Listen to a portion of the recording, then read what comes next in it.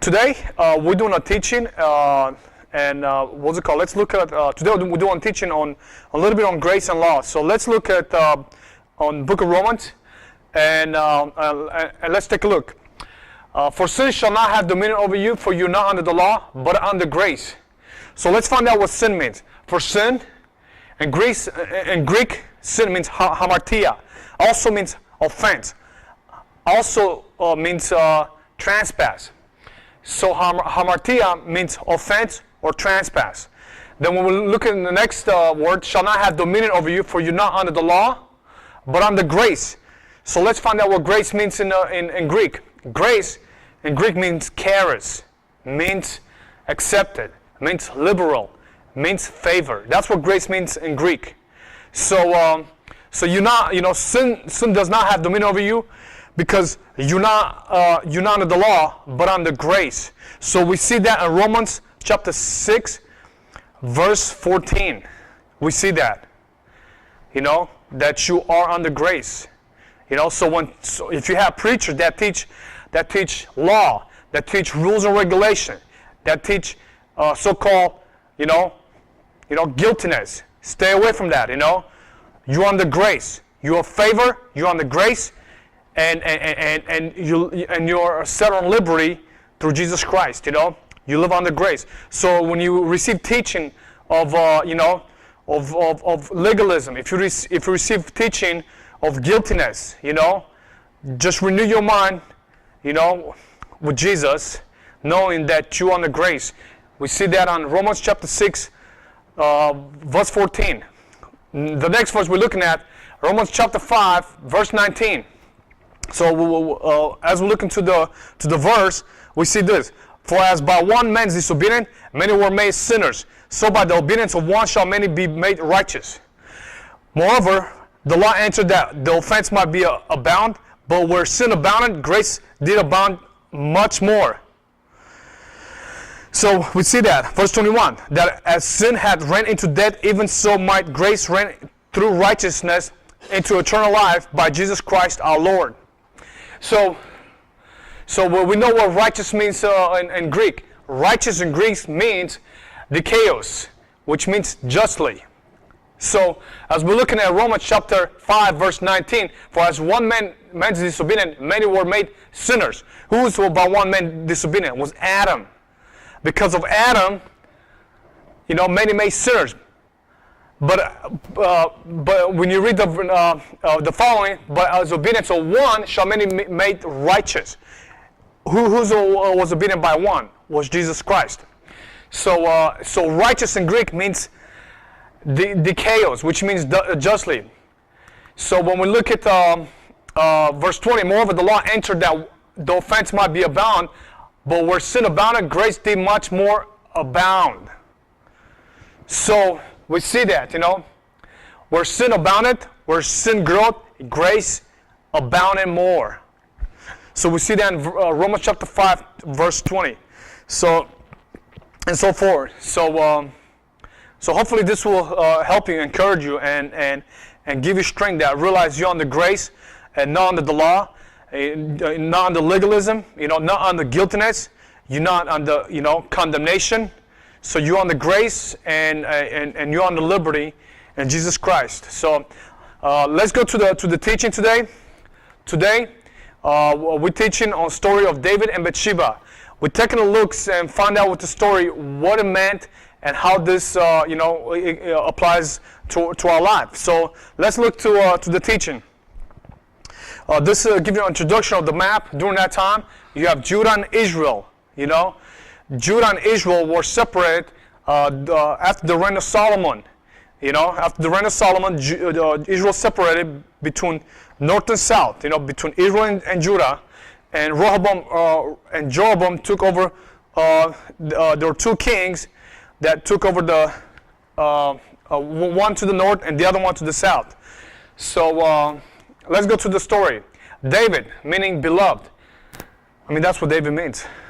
So when you read David in Hebrew, we know Old Testament was written in Hebrew, New Testament was written in Greek. So and that's the that's the original manuscripts. So David, meaning beloved, the son of Jesse. It appears that David was the youngest son, probably the youngest child of the family of 10, and was born in Bethlehem around 1085 BC. So that's what we get. That's what we find out about David, when he was born. The first king to unite Israel and Judah, and the first to receive the promise of a real Messiah in his line. David was the picture as the ideal king of God's people. He ruled Israel for about 1005 to 965 BC. So we know he ruled 40 years. As well, King Saul ruled 40 years, And after David was Solomon, and after Solomon were the two kings, Rehoboam and Jeroboam, and so forth. All the way to the fall of Israel, and then later on, the fall of Judah in 586 BC, which was conquered by Babylonians. But let's go to the next one. Nathan. Who is Nathan? Nathan meaning giver. Eminent Hebrew prophet in the reigns of David and Solomon, around 1015 BC. He first appeared in the consultation with David about the building of the temple. He next comes forward as a reprover of David for the sin with Bathsheba, and his famous apology on the rich man and the lamb, which is the only direct example of his prophetic power, show it to have been of a very high order. We know Nathan, after David committed adultery and murder to Uriah, we find out that Nathan the prophet comes in and gives an example of a small lamb, of a small sheep, like we see of a lamb, of a small sheep, Nathan giving a parable to David about a guy taking a small sheep out of a poor guy's hand. Anyway, so Nathan giving the parable to David, which he ended up reproving, correcting David for his mistake. So let's go on the story. Bathsheba, meaning daughter of the oath, daughter of Elam, and the wife of Uriah the Hittite. The child, which was the result of her adultery and intercourse with David, died. But after marriage, she became the mother of 4 sons: Solomon, Shemaiah, Shobad, and Nathan. We don't know if it's the same Nathan as a prophet. We don't know that. But it's kind of coincidence because Nathan, the prophet, was living during that time of David. So we don't know that if it's the same Nathan, the prophet. David then took Bathsheba as his wife. This is the outline for chapter 11. While Joab besieged Rabbah, David commits adultery with Bathsheba. Uriah sent for by David to cover the adultery, will not go home either sober or drunk. David brings to Joab a letter which assures for Uriah's death. 2 Samuel, and we're looking at the story. So 2 Samuel chapter 11, verse 1. It happened in the spring of the year, at the time when kings go out to the battle, that David sent Joab and his servants with him, and all Israel, and they destroyed the people of Ammon, and besieged Rabbah. But David remained at Jerusalem. Then it happened one evening that David arose from his bed and walked on the roof of the king's house. And from the roof he saw a woman bathing, and the woman was very beautiful to behold. I mean, you talk about a player. This guy went on top of the roof and checking this lady out. How about them apples, So David sent an inquire about a woman, and someone said, "In this, is this not Bathsheba, the daughter of Elam, the wife of Uriah the Hittite?" So that's what David was asking, Then David sent messengers and took her, and she came to him, and he lay with her, for she was cleansed from her impurity, and she returned to her house. Well, we know during that law of Moses, impurity, she became defiled, Verse 5, and the woman conceived, and so she sent and told David and said, I am with child. Then David sent to Joab, saying, send me Uriah the Hittite, and Joab sent Uriah to David. When Uriah had come to him, David asked how Joab was doing and how the people were doing and how the war prospered. And David said to Uriah, go down to your house and wash your feet. So Uriah departed from the king's house, and a gift of food from the king followed him. But Uriah slept at the door of the king's house with all the servants of his lord, and did not go down to his house. So when they told David, saying, Uriah did not go down to his house, David said to Uriah, did you not come from a journey? Why did you not go down to your house? And Uriah said to David, the ark of Israel and Judah are dwelling in a tent, and my lord Joab and the servants of my lord are encamped in the open field. Shall I then go to my house to eat and drink and to lie with my wife? As you live and as your soul lives, I will not do this thing. Well, Uriah wasn't willing to go to his own house. He wanted to be there with the fellow soldiers. Then David said to Uriah, wait here today also, and tomorrow I will let you depart. So Uriah remained in Jerusalem that day and the next. Now when David called him, he ate and drank before him, and he made him drunk. And at the evening he went out to lie on his bed with the servants of his Lord, but he did not go down to his house. In the morning it happened that David wrote a letter to Joab and sent it by the hand of Uriah. And he wrote it in the letter saying, send Uriah in the forefront of the hottest battle and retreat from him, that he may be struck down and die. Well, that's what happened. David set up Uriah to be sent in a front battle for Uriah to die. So we found out in the story. So it was while Joab besieged the city that he assigned Uriah to a place where he knew there were violent men. Then the men of the city came out and fought with Joab. And some of the people of the servants of David fell, and Uriah the Hittite died. He died right in the front of the battle when he was fighting against the enemy. So we don't know the enemy that David was fighting during that time. Probably the Philistines, David and Philistines or Amalekites or Ammonites and so forth. Amalekites was a tribal enemy. Ammonites was another tribal enemy against Israel during that time. So, I'm not trying to confuse the names and so forth. When you get familiarized with the names in the Bible, with the people names, with the neighboring, with the country names, with the neighboring country of Israel, with the neighboring country names, and with the people names and locations, it's easier to follow along with the Bible. And as you're reading, knowledge just goes in and out, but goes in and stays in your head, and then from your head, you register in your heart. So really, that's what it is. So then the men of the city came out and fought with Joab. So verse 6. So it was while Joab besieged the city that he assigned Uriah to a place where he knew there were violent men. Then the men of the city came out and fought with Joab, and some of the people of the servants of David fell, and Uriah the Hittite died also.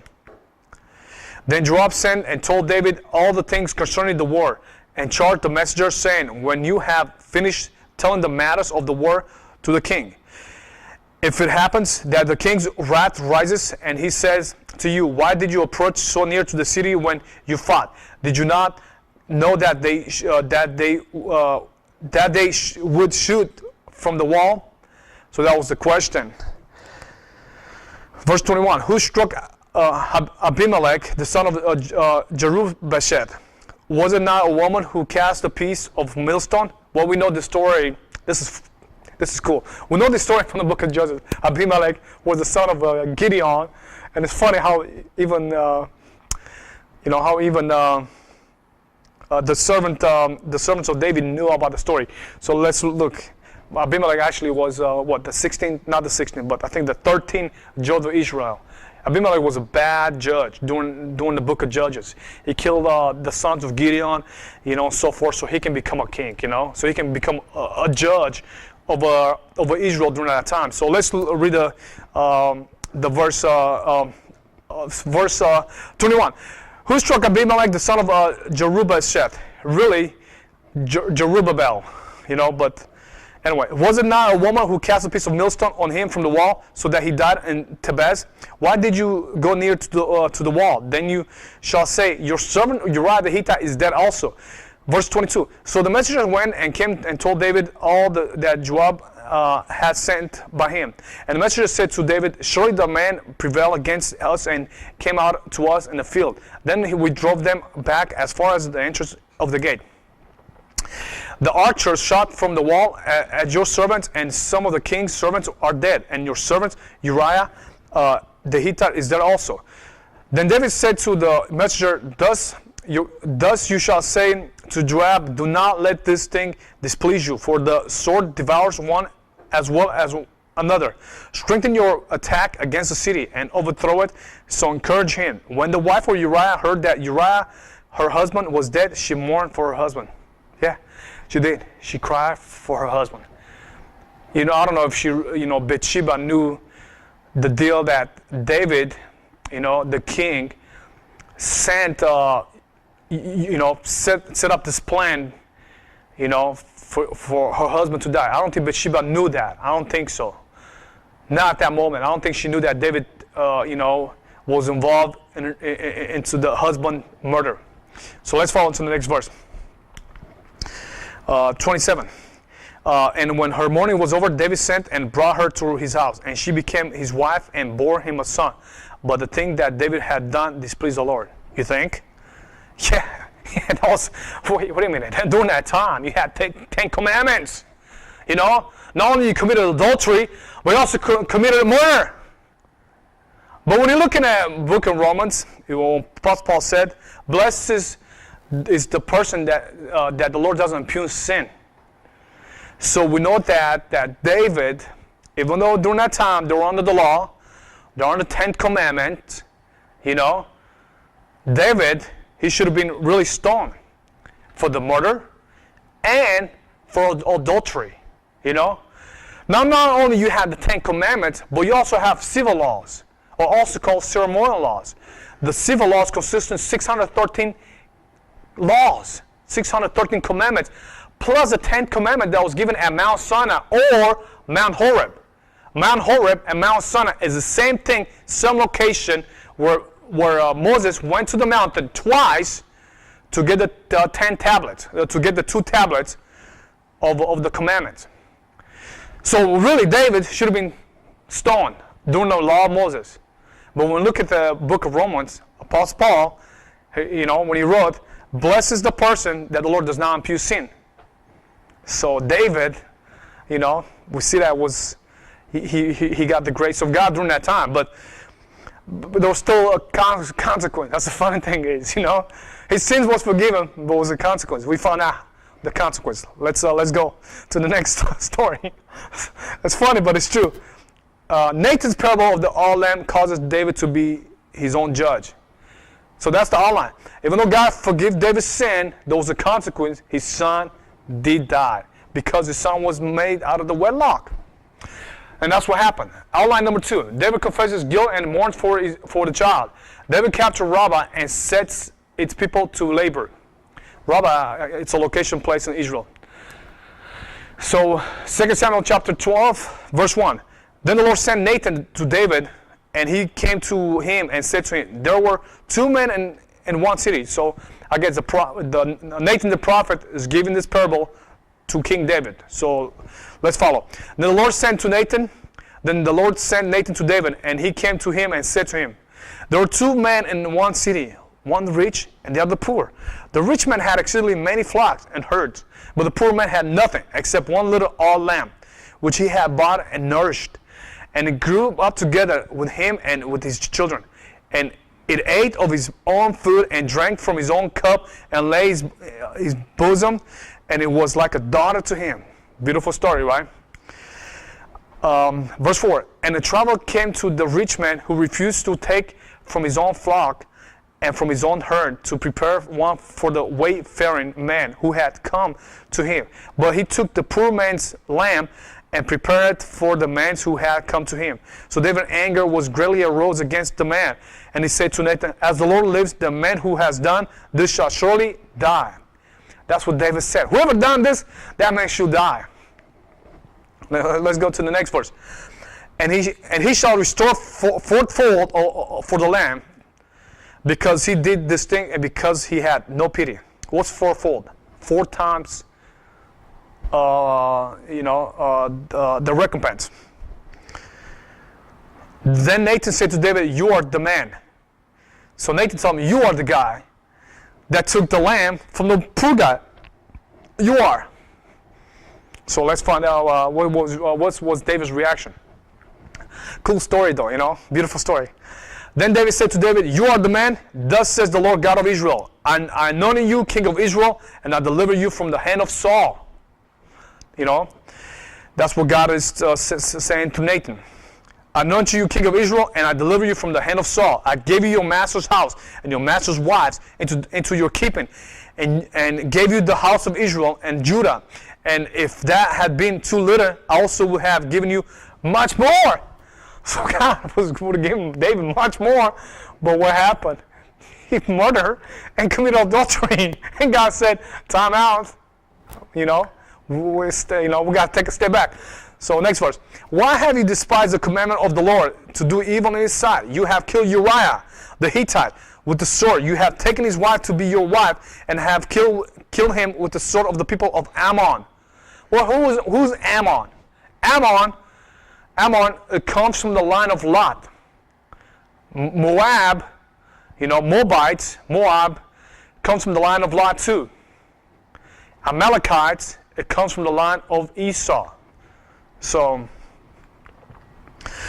verse 10, now therefore the sword shall never depart from your house, because you have despised me, and have taken the wife of Uriah the Hittite to be your wife. Thus said the Lord, behold, I will raise up adversary against you from your own house, and I will take your wives before your eyes, and give them to your neighbor, and he shall lie with your wives in the sight of this sun. For you did it secretly, but I will do this thing before all Israel, before the sun. So David said to Nathan, I have sinned against the Lord. And Nathan said to David, the Lord also has put away your sin. You shall not die. So, verse 14. However, because by this deed you have given great occasion to the enemies of the Lord to blaspheme, the child also who is born to you shall surely die. Then Nathan departed to his house, and the Lord struck the child that Uriah's wife bore to David, and he became ill. So David's son that had it with Bathsheba, that child became sick and died. Because the child, was made, out of wedlock, Verse 16, David therefore pleaded with God for the child, and David fasted and went in and lay all night on the ground. So pretty much David was fasting and asking God, don't kill my child. But as we're looking at the next, follow with the story. So the elders of his house arose and went to him to raise him up from the ground, but he would not, nor did he eat food with them. So pretty much David was laying on the ground, asking God to not, kill his son, to not, take away his son. Then on the seventh day, it came to pass that the child died, and the servants of David were afraid to tell him that the child was dead. For they said, indeed, while the child was alive, we spoke to him, and he would not heed our voice. How can we tell him that the child is dead? He may do some harm. When David saw that his servants were whispering, David perceived that the child was dead. Therefore David said to his servants, is the child dead? And they said, he is dead. So the servants of David told him, your child is dead. That was the consequence of David's sin, So even though God forgive David's sin, but there was still consequence because of that, which the child died, So David arose from the ground, and washed and anointed himself, and changed his clothes. And he went into the house of the Lord and worshipped. Then he went to his own house, and when he requested, they set food before him, and he ate. Now imagine, after his son died, he actually went in his house and worshipped God. I mean, that's what a character. Most people are like, forget this. Forget it. I'm not worship. I'm not doing nothing. I'm just, I'm just recuperating, I'm just recover. But no, David had a different character. He actually, even after that, he actually still worshiped God. So we can see that on his character. Then his servants said to him, what is this that you have done? You fasted and wept for the child while he was alive. But when the child died, you arose and ate food. And he said, while the child was alive, I fasted and wept, for I said, who can tell whether the Lord will be gracious to me, that the child may live? But now he's dead. Why should I fast? Can I bring him back again? I shall go to him, but he shall not return to me. Then David confronted Bathsheba, his wife, and went in to her and lay with her. So she bore a son, and he called his name Solomon. Now the Lord loved him. Well, in the Bible, when you see, lay with her and so forth, it means David had sex with her. That's what it means. Bible really doesn't specify sex, but that's what it means. We see that, David confronted Bathsheba, his wife, and went into her and lay with her, which means David had sex, to Bathsheba. David had sex with his wife. Sex is not a sin, not between a husband and a wife, So we see that. So, we all grown, we all adults about this, So sex is created by God, So, between a husband and a wife. So that's what we see in the story. So she bore a son, and he called his name Solomon. Now the Lord loved him. So, and he went, and he sent word by the hand of Nathan, the prophet. So he called his name Jedidiah, because of the Lord. Now Joab fought against Rabbah of the people of Ammon, and took the royal city.